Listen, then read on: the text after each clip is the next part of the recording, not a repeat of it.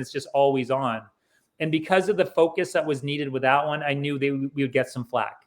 Mm-hmm. So based on that, I think the feedback that we got, I knew that if it comes up again, those type of plots, I think I'll definitely raise those concerns with the producers. But again, it is hard when those it's already greenlit. Mm-hmm. But like I said, I kind of knew the concept would be a little harder than most for the audience to follow. But I love the fact it was out of the box. Like it's, but it literally meant we had to double up on everything. We literally had 2 male leads. It's like you have Team Jerry and you have Team Mike, and who is she going to choose? But within that hour and a half, whatever the time limit is, was there enough time to truly be invested in those leads?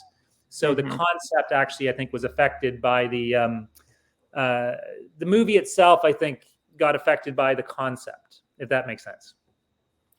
Yeah, I have some friends who make the films, and some of them they don't really care for when a critic like me goes, hey, this film was bad, or this, and this.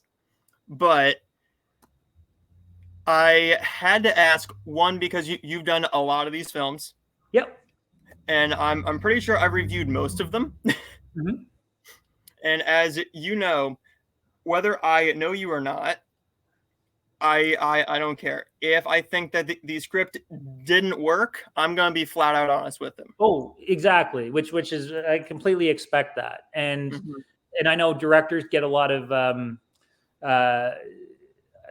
it's not like we get scapegoated per se, but it's like usually the director, if there's something even involving the script itself, somehow it always comes back to the director. Some things we have a say in, some things we don't. Like that concept for me, with the Tale of Two Christmases. Yeah. Very happy with the movie, but I knew it was just going to be a little tougher with the audiences. But I always need that honesty. And I think anytime someone takes, even if it's not maybe the best review, I'm just happy that someone's taken the time to watch it. We live in a world that is we're so inundated with media. How do you see through like all of that noise? So even with my indie features, especially if I do, because I'm very much part of the indie scene, just having someone watch my movie, and even if they don't like it, but they get a reaction out of it, I kind of feel blessed that they took the time to watch it. Yeah. Again, there's just so much noise out there. How do you even find it? Luckily, Hallmark, it's I do a little indie movie. Maybe I have like 150 people vote on IMDb. You do a Hallmark movie and you get 2.3 million people watching it. Yeah, it's a different ball game. That's for sure. Like the one that's coming out tonight. I mean, it's I'm excited by the fact that it's going to be aired throughout North America, and that's fantastic for me. And the actors, yeah. And up in Canada, I believe it's on the W Network tonight too, or is that scheduled for a different night up there in Canada? I believe it's the same night. So it's kind of fun. It helps with the social media that the Canadian broadcast is tied into the American broadcast. Mm-hmm. So as a filmmaker, you have to be a massive film buff too. I am. I unfortunately, I'm a film buff, but mostly from the 80s. Mm-hmm. But I'm like definitely a film buff. Do you go to the theater often to see newer films? Mostly because of honestly, just when COVID hit, I was staying away from a lot of large crowds. Mm-hmm. So I was going to see some tentpole movies, like Steven Spielberg's last movie. Ended up seeing that one and ended up watching like the last James Bond movie in the theater. But not as often as I would like. I think The Creator is one that's on the top of my list, which I'm hoping to maybe see this weekend.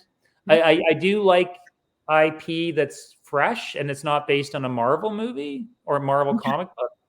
I kind of got tired of that. So I like big budget movies that have vision behind them and it's not just made by committee. Yeah. And The Creator is one that I've heard a lot of wonderful things about. One that, if it's still playing, that I say you need to see is Oppenheimer. That is probably the best film of the year thus far. And one that I think is very, don't want to say misunderstood, but it's Barbie. Mm-hmm. That's a film where it can get a lot of hate for man shaming, even though it doesn't. Mm-hmm. But looking at it through different glasses, I can see how some people saw that. But for me, it was basically saying, hey, this man knows what he did wrong after he did it. Mm-hmm. No spoilers. No spoilers whatsoever. But I haven't seen it yet. I can't wait to see it, actually. It is on my list. Ken does something that's very just not Ken-ish. And you're just like, I don't know how that's man-shaming, because they also say stuff about women too. But in a lot of bad reviews, you only hear about the man-shaming from the men, and from the women, you hear nothing bad. With, well, Barbie meant this, and this is this image. Mm-hmm. But those are the two best films I've seen so far this year. And I am going to go here in about a couple hours to go and see Five Nights at Freddy's, which I'm praying to God that's good. Fun. I had a movie with Josh Hutcherson attached, actually, that I was trying to make for a while. So I had a lot of good creative calls with him. Mm-hmm. But it's hard getting these indies off the ground. But it looks really good. It kind of reminded me, there was one that came out with Nicolas Cage. Yes, Willy's Wonderland. Is it kind of similar plot? Yes. So Nick's film was basically a different take on it. He said no words. He was silent through the whole film, and he was just being the crazy Nick Cage we all know and love. Nice. So that film was based off of the Five Nights at Freddy's game. Oh, interesting. So the games came out first, and then they said they were going to make a film off of it. And then they said, well, we can kind of rip this off a little bit. But what's going to make me a little bit angry is if the Nick Cage one is better than the big expensive blockbuster film. Now, one bad thing is it is a PG-13 film, whereas Nick Cage's was R. So you could get away with a lot more. See, not to say that the blood and gore makes a film better, but it makes it more enjoyable. Yeah. With this, I'm a little scared it's going to be like, well, he's going to tear off this animatronic bear's arm and oil is going to come out, and that's the blood. That's what I'm scared of. Yeah. But Josh, he got a bad rap. He had the Hunger Games films, and he just could not get off the ground whatsoever. He had a Hulu show. Yeah, but Seth Rogen. Yeah, the Future Man. Yeah, but mostly it's been the indies, and I'm like, I like this dude. He has so much charisma, and I don't know what went wrong, whether one bad film just kind of went down for him, or what happened, or if they found a new star. That happened with Taylor Lautner. He was so hot for years, and then he just fell on the wayside after a bad Adam Sandler movie. Yeah. But yeah, well, let me know. I'm so curious about that one, because I'm like you. I love Josh's work. I think he deserves a much bigger career. And after Hunger Games, things for a few of them, like that movie that I did, When Time Got Louder, that actually starred Willow Shields from Hunger Games. She played Primrose. Yeah, and I felt she was in the same boat. Incredibly talented, just awesome. But after the Hunger Games, much like Josh, it's like the opportunities, which you think would have just helped skyrocket these careers because of the talent, maybe just kind of like stagnated a little bit. So it's interesting coming off such a huge blockbuster franchise. You don't expect that. You think it would just keep going up, but sometimes I guess you never know. And it's management making decisions as well, because they trust their teams, their agents and their managers. And thinking about it too, it could be a good thing.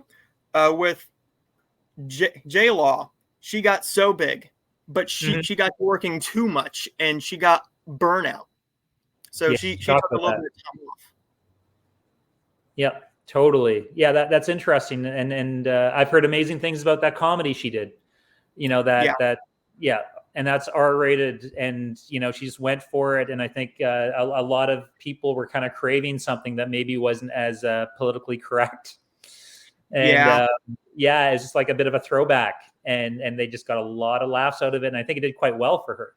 But that was part of her coming back to her indie roots, so to speak. hmm I get the burnout thing that we've been seeing that a lot. I think She had two films that were really out there. One was called Red Sparrow, and the other was called Mother. And I think yeah, those, Mother was whoa. and seeing her come back for a little indie film called Causeway from Mm-hmm. A24 to No Hard Feelings, where that's a raunchy sex comedy that feels like it belongs in the time of like a Porky's or a Fast Times at Ridgemont High or Yeah. or something like that. Yep. Seeing her come back and doing these Oscar films and then doing these smaller like R-rated raunchy sex scenes, they were really different. But seeing her go from just the Oscar winner to burnout to coming back, and now she just doesn't care and she just wants to work now. Yeah.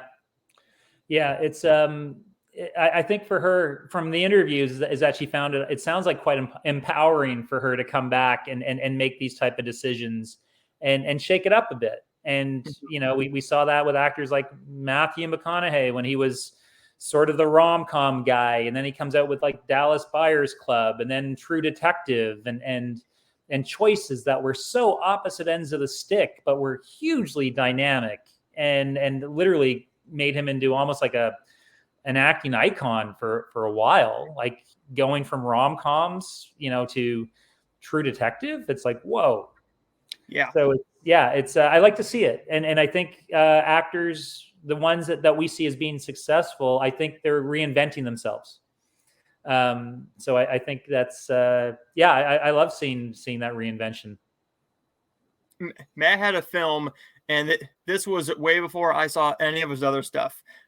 Uh, it it's called Killer Joe, and it was Oh, NC-17. yeah, yeah. John, oh, who directed that? He just Uh, passed away. It was a director of Exorcist. Um, um, William Friedkin. I think I think he directed that, didn't he? I believe so. He did that film, and then I saw like how to lose a guy's in 10 days and The Fool's Gold, and I'm like, this is way different than anything he's done. And Yep. unfortunately, that was my first exposure to him, was his NC-17 film. Wow. And everyone goes, this is really different. I'm like, he doesn't do anything like this. During that time, it was like Mud and True Detective and everything else. And then I went, he did rom-coms. I got to see how he does these, because seeing him in Killer Joe is something I'm never going to unsee. I know. I think that's his best role. Yep. Just He because went for it. he gave everything to it, and that film pushed all the boundaries Yeah. that it needed to. Now, It's funny with my own version of Killer Joe is a movie I directed called Black Fly, and if you look it up, I think on IMDb you can see where what streamer has it. It was on Amazon for a while, and then it was on Tubi, and then I think it's moved to another one. But that's my version of Killer Joe. If you ever want to check that out, yeah, yeah, it's I do enjoy those the darker recesses of the human psyche, and admittedly, I do like those. I do like those type of movies as well. So I totally get it. So would you ever do like a hard R, like bloody horror movie. Yes, I'm attached to one called Snowblind, which we're just going to be going out to cast as soon as the strike is over, and I'm attached to direct it. Very scary, very much goes for the juggler. And then an action movie as well that we're also going out for names is also R-rated. Bigger budget, much bigger budget than like a Hallmark movie. To be honest, I mean, in between the Hallmark movies, the work that I develop are usually either action, sci-fi, horror. I find those are just harder to get off the ground. Yeah. And so I have a series out now on Stars Play called Medena. And that's a very spooky sci-fi series that I directed a couple episodes. And that one's, it's on Stars Play. But we filmed it in Qatar with Eric Roberts was in it. Rick Ravanello, who I've done a lot of work with. It's a really fun cast, but international. And it's heavy sci-fi. So that part of me has never gone away. That's why I wanted to get in the film industry, was making those type of movies, funny enough. So we have talked about being a film fan and the Hallmark movies. Yes. Before we wrap up, you said you're a lover of 80s movies. Oh, yeah. Do you have any that you love the most? Like what are your top like 5 or 6 that you think everybody must see? I have some, but I would like to know what yours are. With the 80s, it's pretty straightforward. I grew up on John Carpenter, so Big Trouble in Little China with Kurt Russell is probably one of my top. The Thing, John Carpenter's remake, also with Kurt Russell is on top. Even though a lot of people don't like it that much, I'm a huge fan of David Lynch's Dune as a cult movie. I know it's a bit of a mess, but I just loved what he attempted to do, even though many people see it as a failure. It's like his imagination was through the roof, and the budget and I know he couldn't do what he wanted to do with it, but I thought Dune was fantastic. So those would be my top, probably within my top 3, I would say would be Thing, Big Trouble in Little China, and Dune. And I probably got a few others in there that I like, but they always kind of lean towards more the sci-fi horror type realm, because those are the ones that are closest to me. Oh, another one, Buckaroo Banzai and the Eighth Dimension. Oh, and it's on Amazon, on Amazon Prime, starring Peter Weller. Jeff Goldblum is in it as well. And it's just so wacky and weird and crazy sci-fi with John Lithgow playing an alien. And I love that movie. I don't know if you've ever seen it. It's really whacked. I haven't yet. I am a 80s comedy lover. Like the teen comedies and the sex comedies, all those are my favorite. But all the 80s just fun, over the top action films, those will be fun no matter what time of day or anything. When are we going to get something like The Thing again, with the great visual effects, the prosthetics that they use there? I think they haven't gone away. I mean, I've been a friend of mine has a movie coming out, and she has a practical transformation. And immediately I'm like, oh, you got to check out American Werewolf in London and Beast Within and The Howling and the gargoyle transformation from like Tales from the Dark Side. I had all these references. You can go on YouTube and watch these incredible prosthetic transformations with bladders under the skin. The whole face is pulsating, an animatronic head with a snout coming through the mouth from a Company of Wolves. Like all that stuff, I love it. And I find from that end, that stuff is still out there. And I think a lot of people do prefer in the horror genre the stuff that is practical. I think the one you're going to go and see, I suspect, will have a lot of practical special effects.